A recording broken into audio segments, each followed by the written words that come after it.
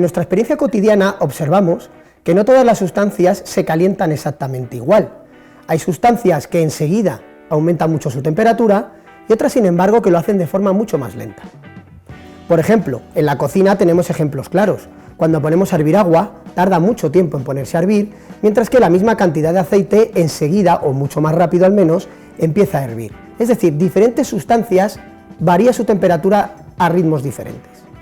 La magnitud física que mide esto se denomina calor específico, que se define como la cantidad de calor o energía térmica que necesita absorber un gramo de sustancia para aumentar un grado su temperatura. También, al contrario, se puede definir como la cantidad de calor que necesita un gramo de sustancia ceder ese calor para disminuir su temperatura. Para ver esto en clase podemos hacer alguna experiencia. Por ejemplo, es muy clásico poner agua y aceite, como he comentado, a calentar en clase, las mismas cantidades, colocar termómetros e ir viendo cómo varía la temperatura de las dos sustancias con el tiempo, para comprobar que efectivamente el agua necesita mucho tiempo, mucho calor para aumentar su temperatura, mientras que el aceite lo hace mucho más rápido.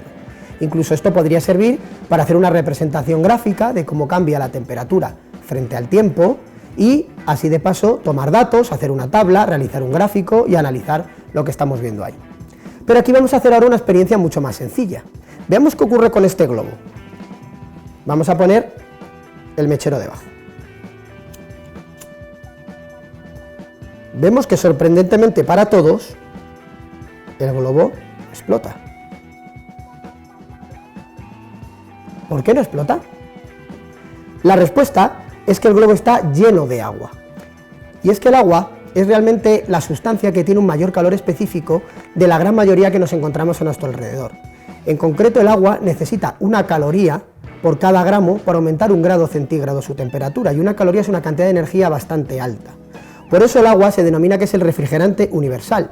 En muchas situaciones cotidianas, cuando tenemos aparatos que generan mucho calor, por ejemplo en los frigoríficos, por ejemplo en el motor de nuestro coche, pero incluso a nivel industrial, cuando tenemos máquinas que generan mucho calor, en centrales eólicas, térmicas, nucleares, siempre lo que se hace es rodear esa zona de agua, porque el agua es capaz de absorber gran cantidad de calor sin que aumente mucho su temperatura. Es un muy buen refrigerante. Y eso es lo que hemos hecho aquí. El globo está lleno de agua, hemos puesto el fuego aquí debajo de él, y lo que ha ocurrido es que todo ese calor lo está absorbiendo el agua sin prácticamente sufrir ningún efecto. No se calienta prácticamente nada debido a su alto calor específico, y por tanto tampoco el agua tiende a dilatarse y no explota el globo. En comparación, ¿qué ocurre con este otro globo lleno de aire? Bueno, todos podemos imaginar lo que va a ocurrir, pero nunca mejor que hacerlo. Evidentemente ha explotado. ¿Qué ha ocurrido aquí? El aire que hay encerrado dentro del globo no tiene tan alto calor específico, mucho más bajo que el del agua. Por tanto, el aire sí que aumenta rápidamente su temperatura. Y además, uno de los efectos que produce el aumento de temperatura en un cuerpo es que tiende a dilatarse, a aumentar de volumen. Entonces, el aire, al calentarse rápidamente, tiende a expandirse, a aumentar su volumen, y eso al final provoca que el globo explote.